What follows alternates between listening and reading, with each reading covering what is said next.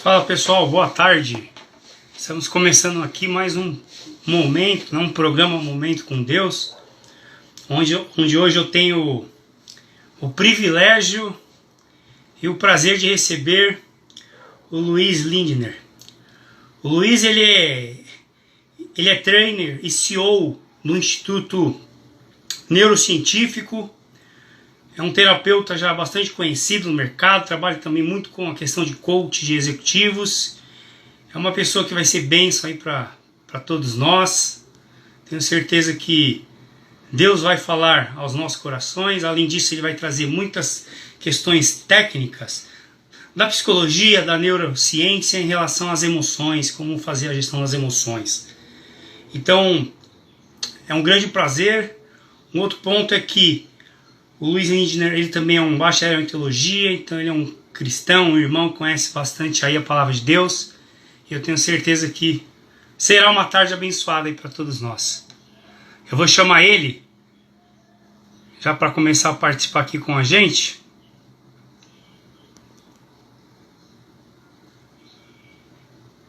Só um minutinho.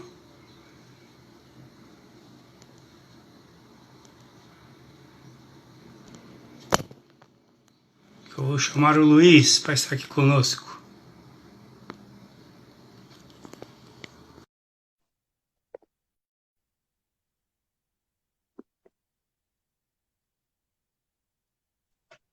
Olá, Fala, Luiz. tudo bem? Paz, irmão? Tudo bem com Tudo bem? você? Tudo Paz, bem, graças a Deus. E por aí, como estão as coisas? tudo bem. Hoje aqui na região que eu estou, uma região mais fria, mas hoje está quente, hoje está gostoso. É, Alguns né? dias fez temperatura negativa, mas agora está bem legal aqui. Ah, que gostoso, muito bom. E qual região que você está aí, Luiz? Conta pra Nesse momento, gente. nesse momento eu estou no noroeste do Rio Grande do Sul, eu sou na cidade de Santo Ângelo, noroeste do Rio Grande do Sul. Ah, muito legal, muito legal. Legal. Pessoal, eu vou deixar a palavra com o Luiz, ele vai falar bastante aqui conosco. Luiz, hoje, para mim, hoje, inclusive, é um grande professor meu, um mentor, tem sido bênção na minha Prazer é vida meu. também. Que bom, Vamos lá, Marcelo. Luiz. Fica à Um vontade, prazer se quiser se ajudar. apresentar, né? Tá Fica à bem. vontade também. Ok, então, meu nome é Luiz Lindner, eu sou CEO e trainer do Instituto Neurocientífico e sou desde 97 cristão que realmente tem experiência com Deus, né?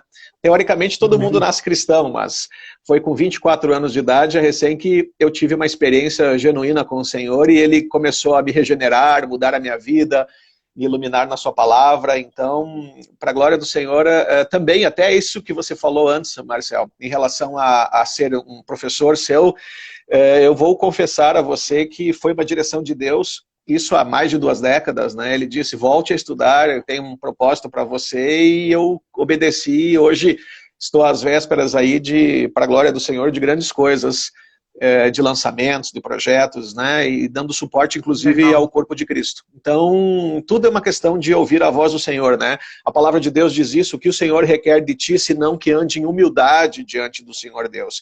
E andar em humildade diante do Senhor Deus é ouvir a sua voz. Então, ouvindo a voz do Senhor, as coisas que têm acontecido e que ainda vão acontecer, eu dou glória a Deus, porque é Ele que tem me dirigido, é Ele que tem realmente Amém. me movido para tudo que eu tenho feito.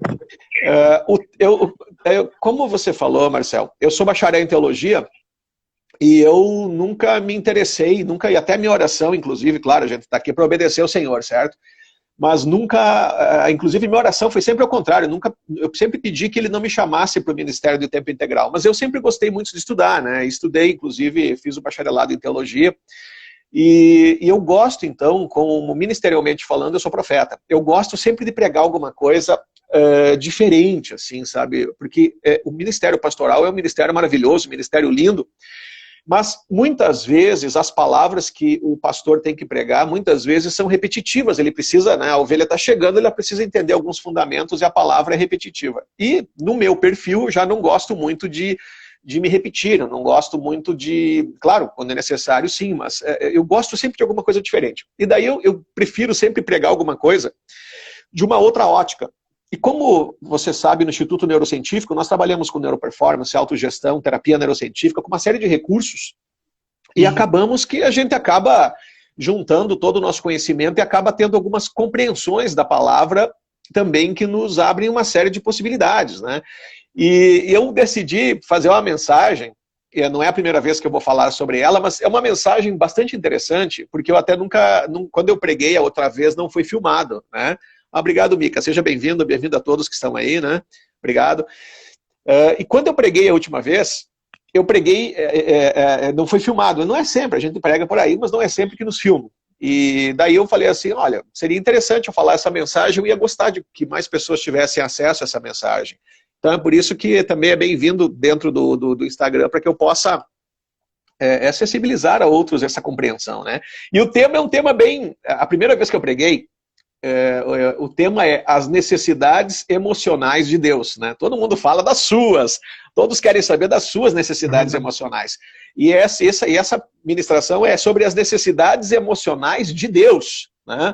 Aí um pastor, onde eu preguei, né, que confiava na seriedade, na fundamentação do que eu ia falar, ele disse assim, não, me abriu o púlpito lá para pregar, porque ele pediu, né? Às vezes ele pedia que eu pregasse quando ele tinha outros compromissos, mas ele disse assim para mim, mas eu só quero saber como é que tu vai construir essa mensagem.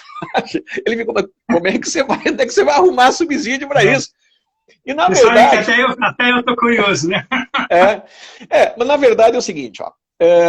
Qual é o objetivo da mensagem? O objetivo da mensagem é fazer com que as pessoas se aproximem de Deus, fazer com que elas compreendam que Deus é um Deus de relacionamento. Porque, só para nós entendermos, olha só, esse ser que é o nosso Deus, Criador dos céus e da terra, quando ele nos projetou, ele não nos projetou autômatos, androides, ele não nos projetou como animais irracionais, ele nos projetou a sua imagem e semelhança. Ou seja, quer ver uma coisa? Vocês vão entender o ponto agora. Por exemplo, imagina o seguinte, Marcel, e todos os que estão nos assistindo aqui agora. Imagina o seguinte, imagina que... Só uma pergunta, Marcel, que idade você tem hoje? 39. Tá. Você imagina que você com 39 anos de idade, com a maturidade que você tem, imagina você com a maturidade que você tem. Imagina se todas as outras pessoas ao redor do planeta conseguissem se desenvolver emocionalmente só até os 5 anos de idade. Ou seja, por mais que eles tivessem corpos adultos, eles tivessem emocionalmente uma maturidade de 5 anos de idade, 5, 6 anos de idade. Como é que você se sentiria? Bem difícil, né? Difícil até de imaginar, mas... Sim, porque... Provavelmente, sei lá, bloqueado, né? Limitado, enfim. Olha, eu acredito que você se sentiria principalmente sozinho. Por quê? Porque você tem uma compreensão da realidade que os outros não conseguem nem chegar perto, porque são infantis, porque são crianças, entendeu? Então, Deus, quando criou o homem, criou a sua imagem e semelhança, e olha que interessante, depois que ele criou esse homem, ele precisava, após a sua criação, se ele não tivesse criado, ou seja, se Deus não tivesse a necessidade ou a carência de se relacionar com seres que fossem tão capazes, aptos e idôneos como ele, né? Que fossem tão, digamos, cognitivamente e emocionalmente maduros o suficiente para haver um relacionamento. Ele se sentiria provavelmente sozinho, né? E outra coisa, olha só, se nós pegarmos toda a escritura, no Éden, após ele criar o primeiro homem e a primeira mulher, havia necessidade, se ele não tivesse criado seres e buscasse relacionamento com esses seres, e não fosse um Deus que quisesse se relacionar, havia necessidade de ele ir até o Éden e visitar no final do dia Adão para se relacionar com ele? Não. Não. Exatamente. Se nós... Em toda a escritura, em todas as experiências que nós temos, nós vemos Deus como sendo um Deus de relacionamento. O próprio Senhor Jesus, quantas vezes ele atravessou o deserto escaldante, em quantas situações ele se sacrificou para ir lá acessibilizar o reino de Deus. Imagina, Deus manifesto em carne. Aí simplesmente alguns o abraçavam, outro se reclinava no ombro dele, né? Imagina se emocionar, chorar. Então, em todas as passagens bíblicas, nós vemos um Deus que é um Deus de relacionamento, um Deus que se compadece, um Deus que nos criou idôneos para que ele tivesse relacionamento conosco. Outra coisa importante, ó, por exemplo, quando disseram assim para o Senhor, olha, Senhor, Jesus, mostra-nos o Pai. E ele disse, quem vem a mim, vê o Pai. E como é que nós devemos nos reportar ao Pai? Como nós devemos nos relacionar com Ele? Como nós devemos nos dirigir a Ele? Como nós devemos orar a Ele? Né? O que ele disse? Deveis, olha, ele não disse assim, ó, veja bem, humilhai-vos e dizei, Todo-Poderoso, Criador dos céus e da terra. Não, o que ele falou? Ele disse assim, deveis chamar, eu vou chamar de Pai, né? Chame a dele de Pai. Pai Nosso, um exemplo é a oração do Pai Nosso que ele deixou. Pai Nosso que estás no céu, santificado seja o teu nome. Venha, quer dizer, Pai Nosso que estás no céu. Um Deus que não não tivesse esse precedente de buscar relacionamento, ele diria para nós chamarmos de onipresente, todo-poderoso, uma coisa distante, mas ele disse, me chama de Pai.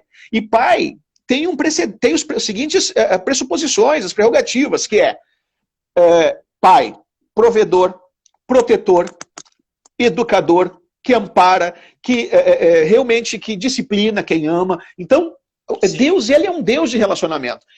E se ele não tivesse essa carência, essa necessidade de se relacionar com seres tão complexos, emocionalmente, cognitivamente como ele seria nos criado alguma coisa parecida com um macaco. Esse aqui é o ser humano, é uma coisinha um pouquinho melhor, mas também é um animal instintivo ali que... Outra coisa, a neurociência tem provado, para quem ainda não me conhece, eu tenho uma pós na área de neurociência, e a neurociência tem mostrado que nós somos seres que os nossos cérebros, eles são, até o presente momento onde se sabe, eles têm a capacidade ilimitada de absorção de informações. Então, por que Deus criaria, além de pessoas idôneas, a imagem e semelhança dele, além disso, pessoas com o cérebro com uma capacidade de absorção ilimitada?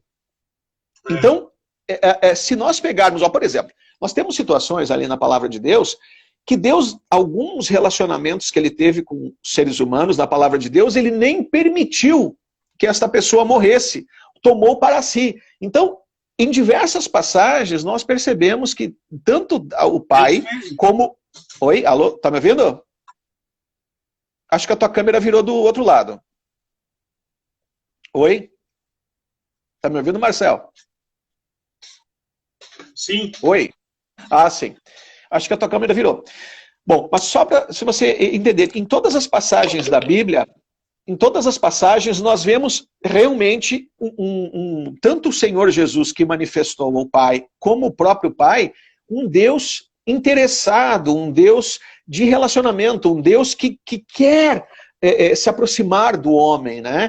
E essa é um ponto interessante, porque somente quando Deus nos fez a sua imagem e semelhança com uma personalidade complexa, significa que ele tem uma necessidade, ele quer relacionamento, ele tem uma necessidade de relacionamento. E isso, na verdade, é uma necessidade emocional de Deus, uma necessidade que ele tem de relacionamento. E ele quer se relacionar com a criatura que ele criou. Em todos os livros da Bíblia, nós vemos isso, né? Ele mostrando de diversas formas esse objetivo de estabelecer uma relação, de estabelecer relacionamento. E olha, quando Deus fala assim, o que o Senhor requer de ti, senão que ande em humildade diante do Senhor Deus? Ele está falando de ouvir atentamente a voz dele, ele está falando de haver um relacionamento, ele está falando de você realmente estar sensível à direção dele. Claro que muitas vezes... É bem verdade também, né, Marcel, que muitas vezes nós cristãos cometemos alguns erros. Quando nós, muitas vezes, nos colocamos à disposição para estarmos sensíveis à voz do Senhor, alguns cristãos cometem o erro de delegar ao Senhor uma série de responsabilidades que são deles. Isso é um problema, porque fé é substantivo, mas crer é verbo. E em toda a Escritura nós encontramos, inclusive o próprio Senhor disse que aqueles que se esforçam, a salvação é pela graça, Jesus foi lá e pagou, certo?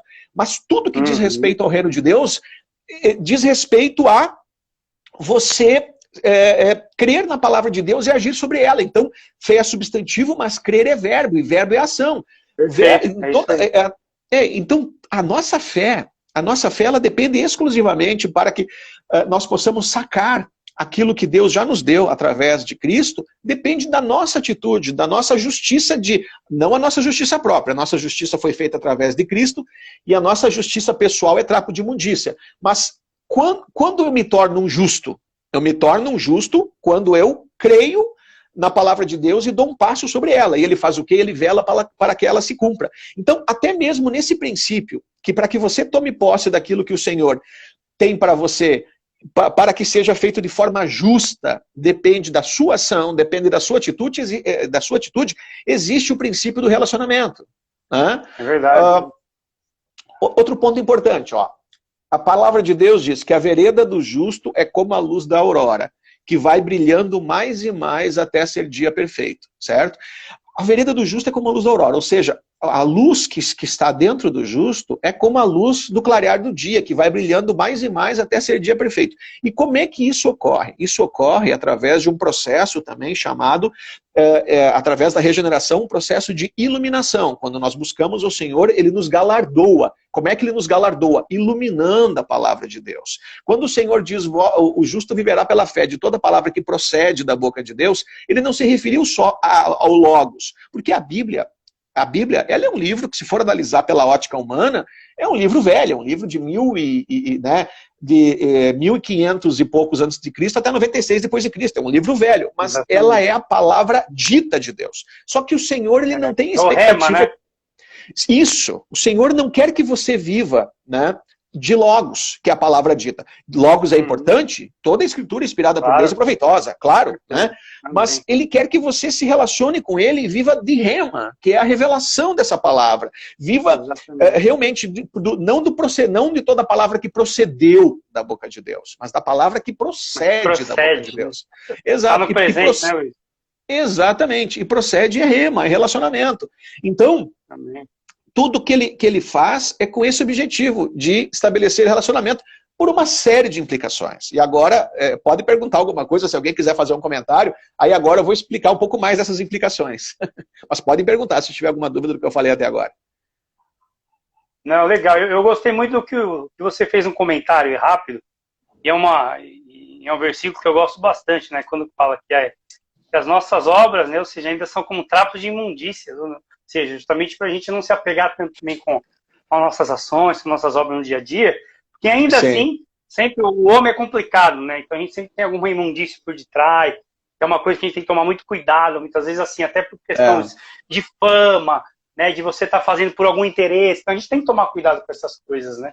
Então se apegar, se entregar de verdade, fazer tudo realmente para obra de Deus, para ter o relacionamento verdadeiro com o Pai, né? Esse é o primeiro objetivo, né? Você buscar e amar Deus acima de tudo, e tudo que você fizer, faça para Ele, né? Não por ter algum interesse por detrás, pessoalmente seu. Então, eu gosto muito dessa passagem, realmente, quando ensina isso, né? E ainda as nossas obras são como trapos de imundícia, né? Exatamente. Não, exatamente. Agora, é interessante, dois pontos que eu queria chamar, 2 ou 3 pontos importantes aqui desse precedente do relacionamento. O primeiro deles é o seguinte: muitos de nós achamos que Deus, ele é autista. O autista tem uma característica: ele vive no mundo paralelo. Ele vive no mundo dele. O autista grave, né? Não o autista um espectro, o grave. Ele vive no mundo dele. É um mundo paralelo. Deus não é autista. Deus, ele está... Quando você está na presença do Senhor, quando você ouve a voz dele, ele diz: clama a mim, responder-te-ei, eis-me aqui. Né? Então, ele é um Deus presente. Ele é um Deus não só de relacionamento, mas ele é um Deus que quer realmente andar junto com você e quer que você ande junto com ele. Então, Deus não se importa. Se importa sim. Só que existem muitas coisas no nosso mundo que nós mesmos somos responsáveis pelas consequências. E quando ele estabelece... às vezes eu brinco, sabe, como teólogo, eu dou umas brincadas assim para o pessoal pensar, né? Eu cheguei para uma pessoa esses tempos atrás, uma ou 2 vezes eu falei isso quando eu preguei, eu falei assim: você sabia que Deus é limitado? Ele: não, que é isso? Deus tem todo o poder e ele é limitado. Não, Deus é limitado sim. Sabe pelo que ele é limitado? Pela palavra que ele mesmo estabelece. Ou seja, ele não é homem para que minta, nem filho de homem para que se arrependa. Então ele só fica limitado pela palavra que ele mesmo estabeleceu. E muitas vezes nós não tomamos posse daquilo que ele já fez a nosso respeito, da palavra que ele já estabeleceu, e às vezes achamos que ele não está nos ouvindo, ou não entendemos muitas vezes, quando nós estamos em comunhão com Deus, que quando ele não responde, o não é uma resposta também. né? Então, Deus não é autista, Deus não vive em mundo paralelo, todas as coisas estão debaixo da sua mão, do seu poder. Ele está pronto a ouvir aqueles que são filhos e que buscam a Ele, que entregam a sua vida, que estão andando com Ele, né? Ele também já fez todo o necessário para que nós pudéssemos vencer o mundo através da nossa fé, já nos deu a vitória em Cristo, já nos deu a salvação em Cristo. Então, de maneira alguma, ele é autista. Um outro erro que alguns cometem também é achar que Deus é narcisista. Ou seja, me adorem. Por quê? Porque eu preciso que me adorem. Né? Me adorem porque eu quero, porque eu gosto. Eu fiz vocês para vocês me adorarem. Ó, vou falar uma coisa importante. Deixa eu fazer uma pergunta. O id, Deus é amor. E ele nos deu o id. O id, se nós analisarmos, as pessoas confundem amor com sentimento. Eu até falei outro dia ali na aula, né? Falei, aliás, era uma aula de coaching e eu acabei mostrando um padrão de pessoas infelizes e acabei falando justamente sobre o amor. Eu desafio alguém a abrir Coríntios 13 lá e me mostrar um único daqueles adjetivos que Paulo dá ao amor que seja sentimento. O amor de Deus e o amor ágape, ele não é condicionado, é por isso que ele não tem sentimento, ele tem razão, decisão, ele é atitude e ele sempre é sacrificial. Portanto, Deus nunca foi narcisista por diversas razões. Primeiro, que ele amou o mundo de tal maneira que deu seu filho. Segundo, que ele... Imagina o seguinte, tu tens ideia, Marçal, ou talvez você, sem dúvida alguma, como cristão, um teólogo também saiba, mas talvez muitos dos que estão nos vendo aqui agora não tem ideia do que é andar nos desertos. Imagina, eu também não, tá? Mas a gente sabe que a noite é horrível de frio, que durante o dia é um sol escaldante, né? E quanto Cristo, quando esvaziou-se a si mesmo, nasceu da criatura que ele criou, porque todas as coisas foram feitas por meio dele, sem ele nada do que foi feito se fez, no Evangelho de João, primeiro livro, está escrito isso.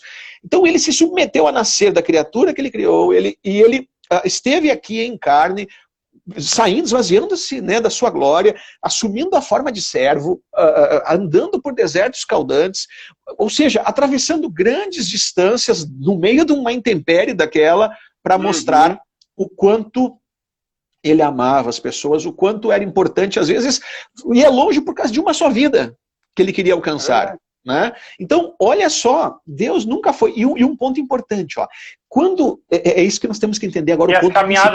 E as caminhadas eram longe, né, Luiz? Não tinha longe. Metrô, não tinha trem, avião, nada. Era barquinho, muitas vezes, a maioria das vezes andando a pé. A maioria das vezes andando a pé, exatamente. Então, agora, para vocês entenderem melhor esse ponto de que Deus nunca foi narcisista, é o seguinte, quando ele diz que, quando nós perdemos ao Senhor, né, ao Criador, ao Pai, através de Cristo, como o foco, o objeto e o alvo da nossa adoração, eu quero que vocês entendam um ponto importante aqui, ó. Cristo, nós somos o quê? Nós somos cristocêntricos. Apesar de nós sabermos que o ponto principal aqui é nós entendermos a nossa posição e assumirmos do reino de Deus o nosso lugar como filho de Deus e acessibilizarmos o reino de Deus a outro, mas também assumirmos a autoridade que ele nos deu através de Cristo, para que nós possamos, muitas vezes, através da fé, em nome de Jesus, subjugar essas intempéries, adversidades e situações que aparecem, né? Mas o ponto que eu quero dizer aqui é o seguinte, quando ele estabeleceu que nós temos que ser cristocêntricos, o Cristo tem que ser o alvo, o objeto e o foco da nossa adoração. Eu quero que as pessoas entendam agora o porquê disso. Pelo seguinte fato, ó, nós sabemos que no curso lá nós falamos também de autoliderança, autogestão e tudo mais. E é importante, nós que somos cristãos nos autolideramos, nos autogerimos, mas submetemos ao senhorio de Cristo, certo? Pelo livre-arbítrio que nós temos. Nós nos autolideramos, nos autogerimos, nós não somos reféns de emoções, situações, circunstâncias, nós temos recursos cognitivos e emocionais para nos garantir uma grande vantagem competitiva, mas nós não andamos pela nossa própria vaidade. Nós submetemos, para quem é cristão, né, nós submetemos a nossa autoliderança e autogestão ao senhorio de Cristo. Mas qual que é o ponto importante aqui? O eu. Quando ele não tem Cristo como sendo o seu centro, ele tem um cúmplice, um baita de um cúmplice, chama-se a carne. E é um negócio interessante, né? Se Cristo não é o centro, quem que é o centro?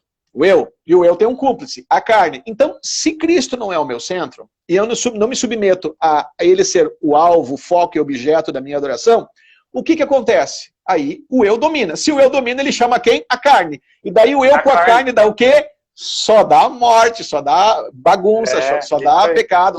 Entendeu? Então, olha só. A palavra de Deus diz que nós, de glória em glória, somos regenerados à plenitude do varão perfeito Cristo. Então, se nós quisermos não... O que é pecado? Pecado é errar o alvo. Se nós quisermos, então, acertar o alvo, não errar de forma alguma esse alvo, Cristo tem que ser o centro. Porque se nós olharmos para Ele, de glória em glória, nós estamos sendo atraídos, regenerados, sendo amadurecidos espiritualmente, estamos tendo relacionamentos, estamos sendo transformados, regenerados. É isso aí. Então, quando Cristo é o centro, nós vamos na direção correta. Quando Cristo é o centro, nós vamos na direção que nós deveríamos ir e nós conseguimos não só nos vermos livres de uma série de intempéries que assolam as pessoas muitas vezes, né? Porque nós vivemos aquela vida. Cristo é o príncipe da paz. A gente tem adversidade, claro. Só que com Ele, né? Imagina, em meio às adversidades, olha, por exemplo, situações adversas. Quem não tem Cristo, numa pandemia como essa, está numa situação complicada, né? Vai fazer o quê? Ansiedade generalizada, preocupação. Um monte, né? Nós, o que nós temos, o que um filho de Deus faz? Se ele está sempre buscando ouvir o Senhor. Ó, eu vou te dizer, claro que a gente passa as intempéries, mas só para você ter uma ideia. Nessa pandemia eu estou passando muito bem. Por quê? Porque eu entendi o que Deus me dirigiu para fazer e eu fiz. Eu não sabia o dia de manhã, Ele sabe, né? Eu fiz o que Ele mandou fazer, migrei o meu negócio para a nova economia, que é principalmente online, e graças a Deus a gente está passando. Claro, todos nós tivemos talvez algumas coisas que tivemos que aprender, algumas coisas para superar, algumas intempéries, mas eu quero te dizer que, a grosso modo, eu estou passando, né, razoavelmente... A gente se adapta, né? Se adapta, né? E justamente porque já estou na nova economia, que é o mundo cada vez mais online. Mas, e agora, mesmo que eu tivesse errado, e olha, você sabe que o deserto na vida de um cristão é bênção, né? O objetivo principal é bênção, é bênção. Em Provérbios, que eu não lembro qual que é o provérbio, mas fala, né? Foi bom eu ter passado por essas aflições, por esse deserto, para que eu aprendesse o teu decreto. Eu, na minha vida, eu passei uma época por um deserto, para mim foi tenso, foi ótimo. É mais ou menos o que você falou agora, igual na pandemia. Eu estava esses dias conversando com minha esposa, somente isso. Para mim, nossa, tem sido ótimo, perto da família, mesmo os filhos dentro de casa, mas, meu, é gostoso até, né? Vai de você também fazer, né? Controlar as suas emoções, ficar firme no Senhor, se entregar e assim, é um momento, inclusive, como você acaba tendo até um pouco mais de tempo, você vai pegar na palavra de Deus, né? Exatamente. E olha o ponto interessante, que quando a gente... por mais que, olha só, eu até achei legal você falar, eu passei por um deserto. Pô, irmão, Deus te abençoe, tá? Eu passei por uns quantos. Alguns porque Ele me mandou... Com certeza, passei por alguns também. Alguns porque Ele me mandou, né, para mostrar o que estava no meu coração, para me tratar e aprender a principal lição do deserto. Qual é? Ouvir atentamente a voz do Senhor. Se você aprende a ouvir a voz do Senhor, você sai do deserto. Se você não aprende, você pode fazer que nem a nação de Israel ficou naquela época lá, 40, 50 anos no deserto, ou morre lá no deserto. Entendeu? Tem que ficar esperto. Você sabe que isso é uma oração que eu procuro ter diariamente no meu momento com Deus. Que é justamente, Senhor, me ajuda a ficar atento à sua voz. Isso eu peço diariamente.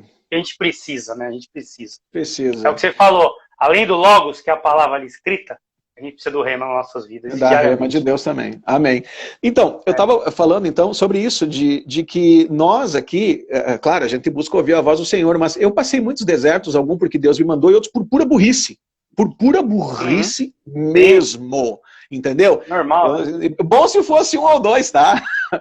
Foi uns quantos, tá? Mas alguns por pura burrice. Por não ouvir a Deus. E eu vou contar uma coisa. Mesmo eu indo para o deserto por pura burrice, Deus nunca me desamparou. E é isso que é a vantagem de você ser um filho de Deus. Numa situação difícil, né? Mesmo que você tenha cometido um erro de não ter buscado a direção do Senhor, você vai entrar no teu quarto, vai orar e clamar misericórdia, pedir uma direção, uma ajuda, pedir que o Senhor dê uma mão e Ele vai, com toda o amor do mundo intervir a teu favor. Então, mesmo por burrice, ele sempre mandou maná.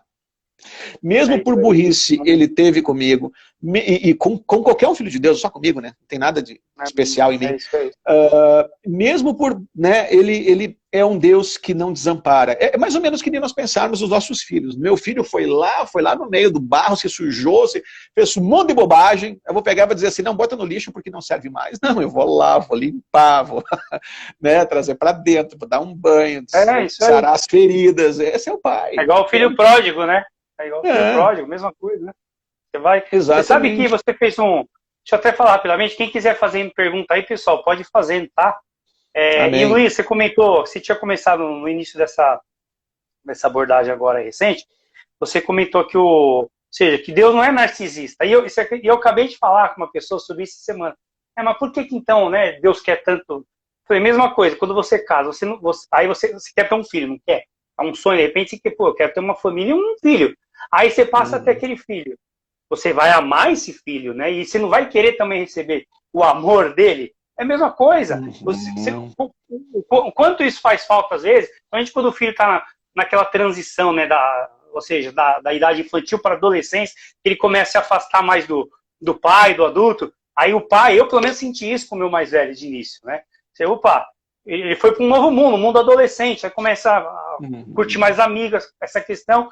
Aí você começa, caramba, será que eu tô fazendo coisa tô sendo mau pai? Você começa até a se culpar, né? Então, a mesma coisa, Sim. O pai também espera o amor, o retorno do filho, né? O carinho. É a mesma coisa, e Deus, nós somos o filho, criação dele, inclusive, né? E aí Exato. Ele quer esse retorno, esse amor, esse relacionamento, também espera, né? Exatamente, e essa é uma das necessidades emocionais de Deus, porque se ele não tivesse essa necessidade, essa demanda, eu vou lhe garantir que ele nos tinha criado um animal irracional, alguma coisa que não tivesse nada a ver com ele, entendeu? Então, ele também não viria ao final do dia se relacionar com a gente, não instigaria de diversas formas a chamá-lo de pai, a entrar no quarto e conversar com ele, a se relacionar, a mostrar o quanto ele ama, né? Então, sim.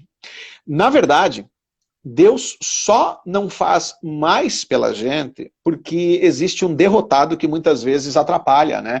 Eu não sei não sei se todos aqui sabem. Vocês sabem qual é sem dúvida você deve saber, Marcel, mas quem está nos vendo, vocês sabem qual é o livro mais antigo da Bíblia? O mais antigo? Eu sei que você sabe, mas eu acho que o pessoal aí ia perguntar se alguém sabe. Não, você inclusive me pegou aqui, mas o mais antigo, algum do Pentateuco? Na verdade, as pessoas pensam que é Gênesis, Êxodo, por ali, não, e na verdade é Jó. A Bíblia não está em ordem cronológica, o livro mais antigo é Jó. E você sabe o que tem no... Olha só a relevância dessa história que eu vou te contar. Você sabe o que tem no primeiro capítulo de Jó? Estavam os filhos... Agora. Então está escrito lá assim, ó, estavam os filhos do verdadeiro Deus reunidos perante eles, quando apareceu perante eles, eu chamo do pai dos derrotados, né, o Satanás, o pai dos derrotados. Imagina lá, tá, Jó capítulo 1, versículo 6. Estavam todos reunidos os filhos de Deus, quando de repente apareceu entre eles o Satanás, né, eu adjetivo à parte aqui, o pai dos derrotados. E daí perguntaram assim, Deus perguntou para ele, de onde é que vens, Satanás? E ele disse assim, de percorrer a terra e andar por ela. E daí ele olhou e falou assim, viu meu servo Jó, homem fiel e justo, temente a Deus, que se desvia do mal? Aí, trazendo para a nossa linguagem do século XXI agora, o que o derrotado respondeu? Ele respondeu assim, cara, também tem tudo, né? Sim, tu protege o cara, tu dá tudo que o cara quer, não sei o quê. Pô, mas quem é que não vai te adorar assim? Entendeu? Quem é que não vai te servir? Quem é que não vai te respeitar? Tu comprou o cara, pô. Né? Falou isso na linguagem dele. Ele era um dos homens mais ricos do mundo, né? E daí o que Deus permitiu? Nada acontece sem a permissão de Deus. Deus disse assim, então façamos o seguinte, você pode tocar em tudo dele, menos a sua vida. E ele foi perdendo tudo, perdendo filho, dinheiro, família, saúde, menos a vida. E é interessante, né? Porque para nós entendermos o seguinte, ó, só um adendo, tem gente que fala assim, não, claro que foi permissão de Deus e o inimigo não pode tocar em nós, a palavra de Deus diz em 1 João 5,18 que quem tem Cristo, o maligno não lhe toca. Quem está em Cristo, Amém. o maligno não lhe toca, né? E a palavra de Deus também diz que eu vos dou poder sobre todo o poder do inferno e nada vos causará dano algum. Então, quem está em Cristo, o maligno não toca. Mas então, como é que tocou em Jó? Por que Deus permitiu?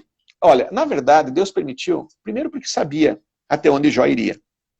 E segundo, por uma outra questão. Jó tinha duas falhas. Sabe quais eram? Se vocês olharem na escritura, está escrito assim, ó, o que eu mais temia me sobreveio. Jó fala isso, o que eu mais temia me sobreveio. Então, quem teme, em 1 João, primeira carta de João diz o quê? Quem teme não é aperfeiçoado em amor. Certo? Deus é amor. E depois, o que ele falou? No final, ele falou, antes eu te conhecia só de ouvir falar, agora te conheço de andar contigo. Então, além, Deus permitiu, porque, na verdade, por mais que Jó fosse alguém que sacrificasse o Senhor, que tivesse relacionamento com Deus e tudo mais, que, aliás, relacionamento não, desculpa, ele tinha temor, ele tinha respeito à palavra de Deus, ele era alguém, né, respeito ao Senhor, mas ele não conhecia Deus e tem um relacionamento com Deus. E essa frase de Jó, né, Luiz, assim, é uma palavra-chave que, inclusive, ele usou, né? Ou seja, o que eu temia, ou seja, o que eu temo me sobrevém. Ou seja, é justamente isso. E você, inclusive, ensina muito a gente nesse sentido, né? De, cuidado com as emoções, que você, de repente, fica pensando, atraído onde você vai se jogar. Onde você mais pensa é o que você dirige seu cérebro. E o teu cérebro só quer te ajudar poupando energia, neurociência pura, né? Mas pode continuar, desculpa. Não, era isso. O que eu gosto muito dessa passagem de Jó, quando ele fala exatamente isso. Porque, por mais naquele momento, ele estava justamente isso, sofrendo todas essas aflições, essas angústias, né? E só que ele começou a chegar num estado também de, assim, não sei se a palavra certa é depressiva, mas ele estava já numa situação, né, crítica, onde ele já estava se lamentando, ainda mais porque tinha amigos ali criticando, dizendo bobagem dele, né? Enfim, ele começou a entrar no estado, no entanto que ele começou a orar para Deus nesse sentido, né, clamando, e é justamente isso, é um momento, de repente, ele começou a até se sentir mal, opa, será que realmente eu estava agindo mal? No tanto que depois, pro final, que ele opa, não, deixa eu me colocar nos trilhos novamente, né? Exatamente. Então, eu gosto bastante, porque se ele também ficasse nessa onda ali, realmente ele poderia chegar, né, ou seja, fisicamente ele já estava mal, né? Ele já estava ali a boca do corpo, vamos dizer assim, mas emocionalmente ele ainda conseguiu sobressair, né? Mas exatamente o ponto. Mas o Senhor só permitiu porque sabia que não iria perdê-lo, né? Senão o Senhor não permitiria. E segundo ponto, o Senhor jamais, a palavra de Deus diz isso, que Ele jamais nos deixa experienciarmos situações maiores do que a nossa fé. Ok? E todas as coisas cooperam para o nosso desenvolvimento, para o nosso crescimento. Tanto é que ali em Jó também cooperou para a melhoria do relacionamento dele com Deus, porque o que eu mais temia me sobreveio. Quem teme não é aperfeiçoado em amor, porque Deus é amor. Então, depois ele diz, antes ele te conhecia, por isso que ele temia, né? Porque ele conhecia Deus só de ouvir falar. Agora não, agora eu te conheço de andar contigo. Exatamente. Ou seja, no final das contas, o pai dos derrotados foi mais uma vez envergonhado, né? E Jó recuperou tudo que ele tinha com abundância e, além disso, um relacionamento mais profundo com Deus. Amém. É isso aí. Amém? Então, mais uma, quer dizer, volto a dizer, qualquer uma das passagens da Bíblia que você for dar uma olhada, você vai ver exatamente isso. Deus instigando, né, tanto ele como através de Cristo, o relacionamento com ele. E ele quer isso, que ele quer ser o alvo, o objeto, o foco do nosso relacionamento, da nossa adoração, realmente do nosso foco, da nossa energia, porque daí nós somos aperfeiçoados e dirigidos na direção certa. Porque se ele não for o foco, o ser humano é incrível, né? Se ele não for o objeto, o foco, o alvo do nosso relacionamento, da nossa adoração, é o eu. Aí deixa pra mim que é o seguinte, aí deixa que eu me governo, aí já a carne já salta junto, é nós. Né? É nós. Né? E daí o espírito do ego, né? É o cúmplice do eu é a carne. Aí os dois se juntam, dá bagunça, entendeu? Então, porque a verdade é essa. A verdade é que ser cristão, para todos que estão nos vendo, tem muitas coisas maravilhosas, mas também tem um preço a pagar, pegar a nossa cruz, né? Fugir do pecado, dentro do que é das nossas forças, e o que não é das nossas forças, a gente clama ao Senhor e pede ajuda, certo? Mas é isso, esse relacionamento com Deus é maravilhoso. Eu podia enumerar diversas coisas extraordinárias, saber que o Todo-Poderoso é com você, saber que nos momentos difíceis você tem com quem contar, saber que nas situações, né, que você não está enxergando algo, você pede, ele te mostra. Quer dizer, é maravilhoso você saber que você, em meio a situações adversas, você tem paz. Tem muitas coisas maravilhosas, mas o amor ao Senhor, ou o amor nosso para com o nosso semelhante, ele é um amor sacrificial, ele é um amor em que nós, mais ou menos assim, ó, vou usar uma metáfora. Nós éramos presos, né? Presos pelo pecado. Nós éramos presos pelo pecado. Hoje, se você, usando uma metáfora, se nós olharmos a mão de um cristão, ele tem lá as algemas, ele tem até a argola no nariz. Né, o buraco da argola no nariz e a marca das algemas. Mas nós não estamos mais presos. Nós não estamos mais presos por nada. Agora, mesmo sem ter nada que nos prenda, nós, com o nosso livre-arbítrio, nós decidimos, por amor, né, digamos, por amor, não porque, né, não por obrigação, mas por amor, nós decidimos ser escravos de Cristo. Né? É isso aí. E como é bom, né? A ele. É bom, é maravilhoso, digamos assim, olha, e é uma coisa interessante, porque Deus, ele não reparte a glória dele com ninguém. E uma coisa interessante que muitas vezes as pessoas não entendem é que esse processo de regeneração, ele começa a nos mudar de dentro para fora. Talvez algumas pessoas que estejam nos vendo vão pensar assim, mas eu tenho que ir orar, eu tenho que ir fazer aquilo, eu tenho que me afastar disso, eu tenho que parar com aquilo. Olha, a verdade verdadeira é que você não tem que fazer nada. É ele que faz tudo. O processo de regenerar, transformar, atrair, convencer, constranger, te libertar, é tudo dele. Ele não reparte a glória dele com ninguém. Porque se dependesse da minha própria força, porque, olha, só para você ter uma ideia, Marcelo, eu já fui religioso, eu já tentei ser cristão pela própria força. Sabe o que deu? Só bobagem, só deu porcaria, só deu tudo errado.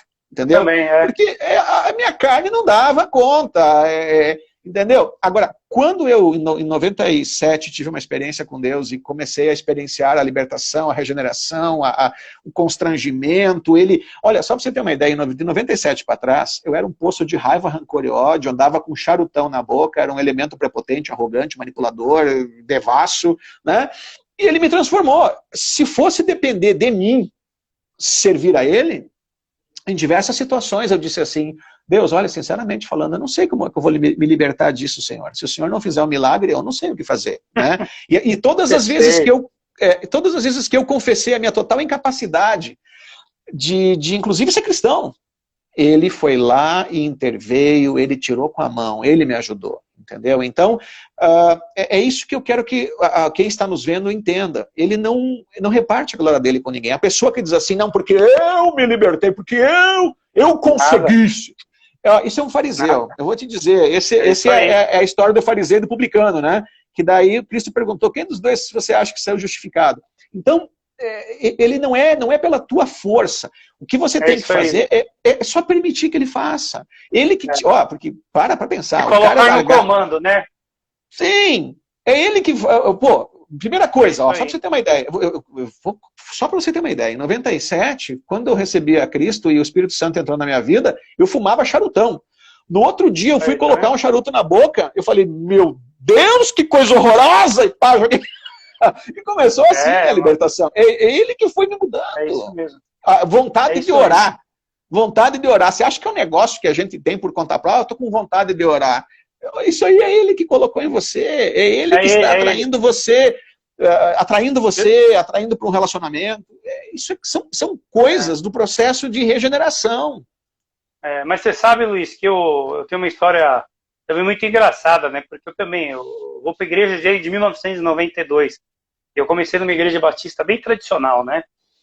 Aí em 2002 eu conheci um lado mais avivado, tal, mas eu falo a verdade, mas eu costumo dizer que eu só fui realmente transformado, apesar de ir para a igreja desde 92, eu falo para todo mundo isso, eu sempre fui um cristão que ficava em cima do muro, ou seja, eu ficava ali, né? Ou aquele velho ditado, eu ficava com o pé no mundo, o outro dentro da igreja. Sim. E eu só tive uma transformação mesmo há um ano atrás. Olha só. E foi o que você falou. E essa transformação, eu falo muito isso com a minha esposa. nem eu, na verdade eu sei como foi, não foi por mérito meu, eu simplesmente obedeci. Após passar por um novo deserto na minha vida, eu simplesmente obedeci, né, àquela regra do próprio Amém. Senhor. Buscar em primeiro lugar o reino de Deus e todas as outras coisas vos serão acrescentadas. Então foi exatamente Amém. isso que eu comecei a colocar em ação, estudar a palavra, me apegar de todas as formas e comecei a fazer o ID também para o Senhor. E desde então, assim, não é mérito nenhum meu, mas assim, eu venho sendo transformado, é o que você falou, são vontades que não partem da gente. Simplesmente a vontade de orar, a vontade de falar do Senhor, né, de fazer algo mais. E as coisas começam a se abrir na sua vida de todas as formas, seja no lado pessoal, Amém. profissional, dentro do próprio ministério na igreja. Então, hoje eu sou também convidado, chamado dentro da minha igreja, através de outros amigos também. Inclusive, hoje, 7 horas, eu vou estar também ministrando a palavra lá na igreja, lá um convite. Então, assim, as coisas começam a fluir tão naturalmente, que você fala, que coisa. E às vezes até começam a me perguntar, por que eu não fiz isso antes, né? Mas, às vezes é no tempo, tem que passar por diversas situações, vários desertos mesmo, até você chegar, de repente, pelo menos num mínimo aí de maturidade que Deus esperava de você. Mas foi exatamente isso, é uma transformação que a gente não entende, a gente sabe que vem do Senhor, agora sem entender como que é feito isso, não é uma vontade que vem só do Espírito Santo, não tem jeito. Exatamente, exatamente. E é isso que você faz aqui, né, Marcel, é maravilhoso, porque as pessoas, às vezes, elas não entendem que o que é esse amor de Deus. O ID é ágape. O ID, quando você vai e acessibiliza o reino de Deus, o evangelho a outras pessoas, normalmente, as pessoas, eu sempre pergunto, até vou pegar uma caneta aqui, inclusive da minha esposa aqui, cor-de-rosa. O ID, vocês acham, para quem não está nos vendo aqui, vocês acham que o ID é em linha reta? Ou vocês acham que o ID é de baixo para cima ou de cima para baixo? O que vocês acham, pessoal? Quem quer comentar aí? Ó?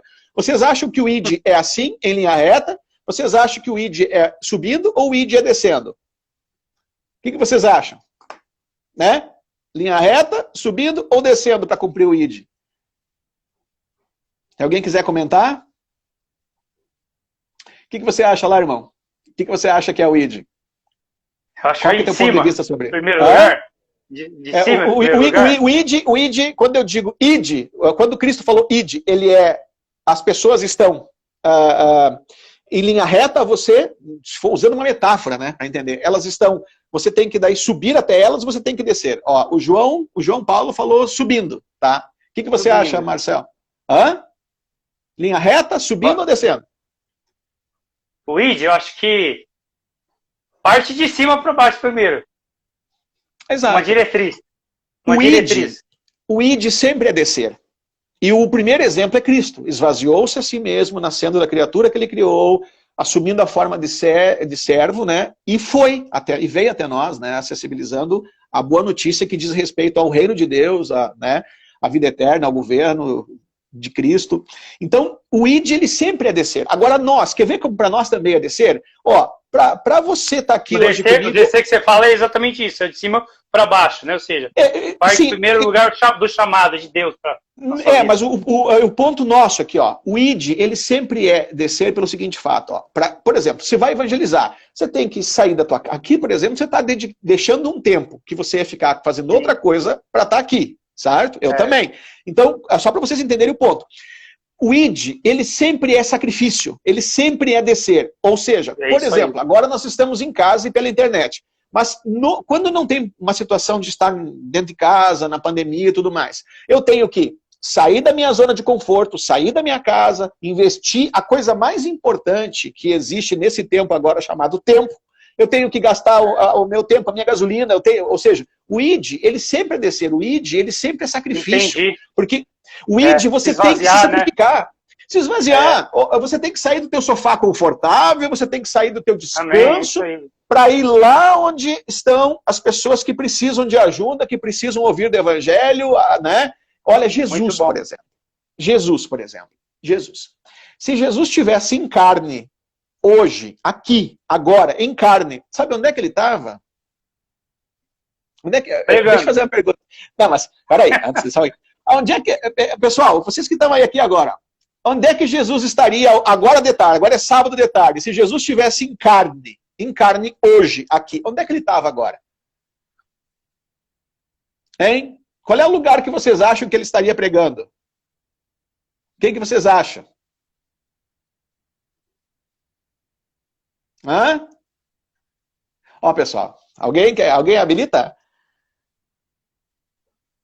Mas, claro, o ID na África. Claro, mas pode ser na África, mas o ID, na maioria esmagadora das vezes, começa onde você está, entendeu?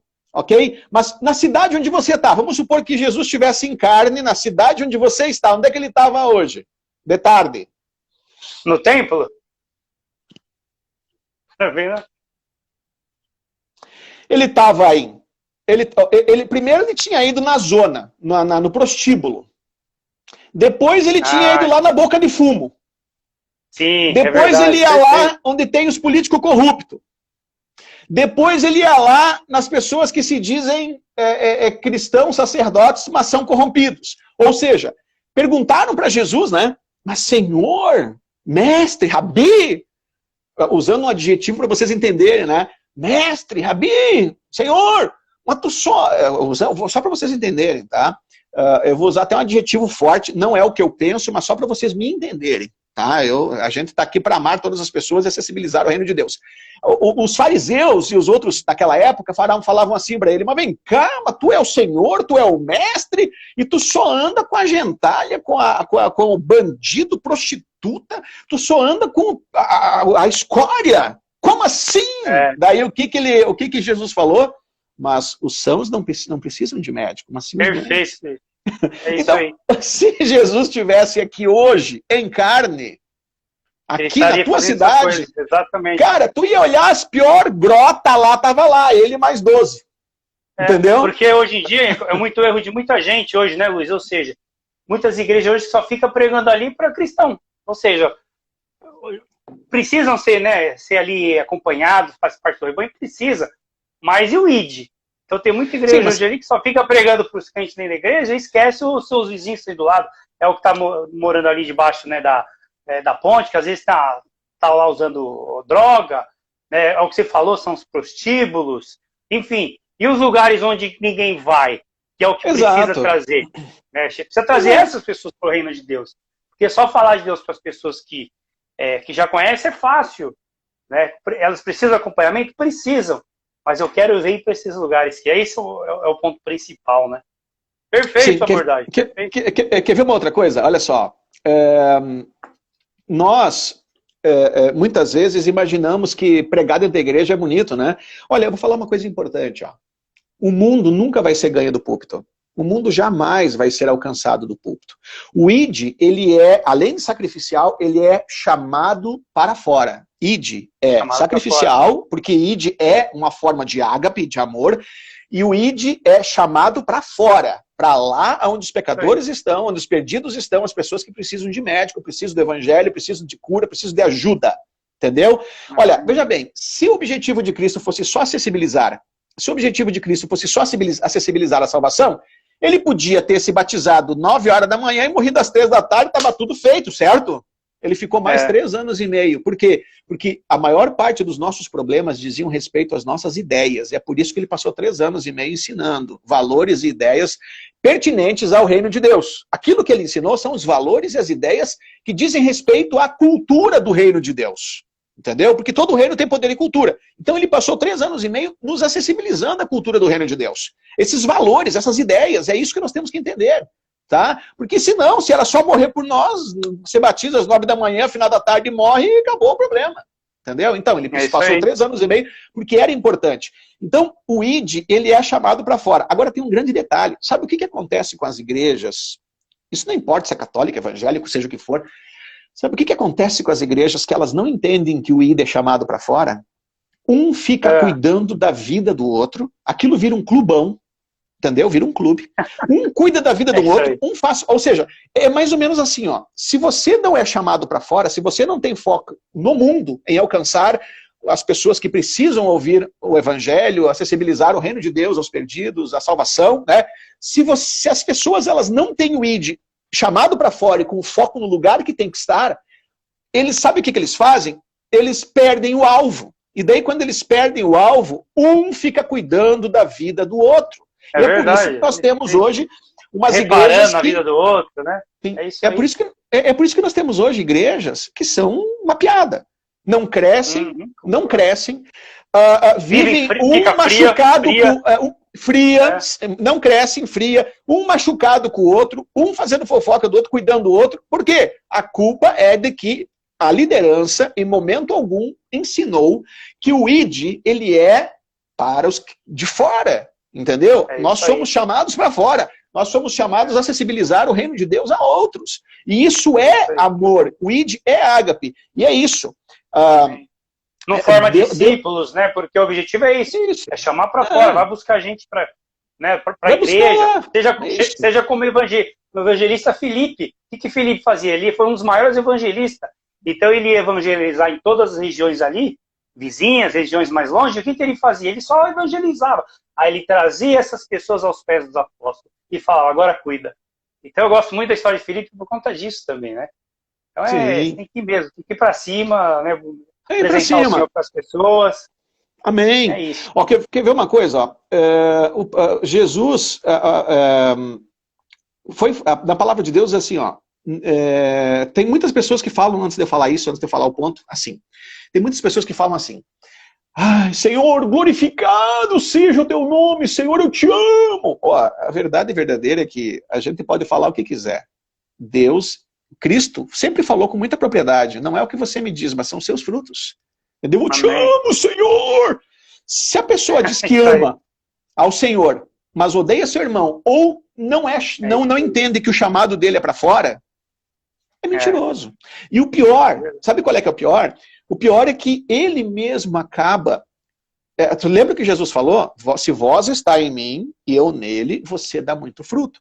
Se você não dá fruto, o meu pai é o agricultor, ele vai lá e corta você. Tem gente que está dentro da igreja, mas está espiritualmente morta.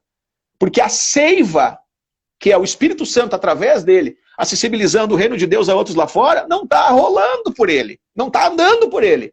Entendeu? Aí ele está lá, aí ele está dentro da igreja, mas ele é um galho que foi cortado da videira. Por quê? Porque ele não dá fruto. Se você está em mim e vós, meu pai poda para que dê mais. Agora, se você não dá fruto, meu pai, né?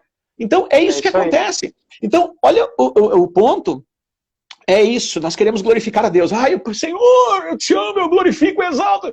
A única forma que nós temos de está fazendo, né? Sim, mas a única forma que o Senhor é realmente glorificado, sabe qual é? Que vades e deis fruto. Entendeu? É isso aí. Você quer glorificar? O próprio Senhor, exato, o próprio Senhor falou, você quer glorificar o meu nome? Então, ide e deis fruto. Porque se vós, né, quando você vai e dá fruto, aí o Senhor é glorificado. Quer glorificar a Deus? Quer mostrar realmente que você o ama? Ide e dei fruto. Seja chamado para fora. Conhece a pessoa pelos frutos, né? É isso que você conhece. Entendeu? Luiz, deixa eu falar, a gente tem mais 3 minutos aí. Já se foi um tempo tão rápido, né? Que rápido, né, irmão? Já aparece aqui o cronômetro do Instagram, o minuto final. Aí você fica à vontade, se quiser finalizar, né, falar um pouco aí dos seus trabalhos, o pessoal também te conhece aí no final. Pessoal, assim, ó, eu sou CEO do Instituto Neurocientífico, né? Eu, apesar de ser bacharel em teologia, o meu foco é desenvolvimento emocional, cognitivo, performance, e hoje nós estamos aí com muitas coisas legais para ajudar muitos cristãos. Claro, volto a dizer, o que é de Deus de graça receber, se de graça dá. Eu não estou vinculando nada dos meus conhecimentos teológicos, eu estou aqui para servir o Senhor, e quantas vezes quiseres que eu venha aqui, vai ser um prazer, Marcelo, estou aqui para ajudar e servir. Mas o ponto que eu quero dizer aqui agora é que nós estamos aí com muitas coisas que vão ajudar muito os cristãos a compreenderem como funciona o cérebro. E a verdadeira teologia, a verdade do Senhor e a verdadeira ciência, elas não se conflitam. Porque é como se você entendesse do que é feito algo, certo? Então, existe realmente a verdadeira ciência ela não conflita com a palavra de Deus, aliás, ela potencializa.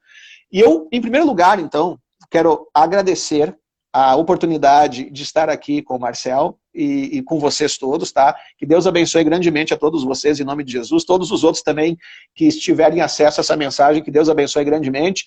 Quero dizer a vocês também que nós estamos à disposição. O Marcel hoje é um dos nossos parceiros e é também um dos nossos, digamos, parceiros, e eu tenho a oportunidade de ajudá-lo em uma área da sua vida. Eu sei que ele é uma pessoa muito bem qualificada, mas numa das áreas de coaching... Luiz, tem 10 segundinhos aqui. Tá. Eu quero que vocês, então, assim, ó, pessoal, convidar vocês para participar, então, do Neuroperformance, tá? Mais informações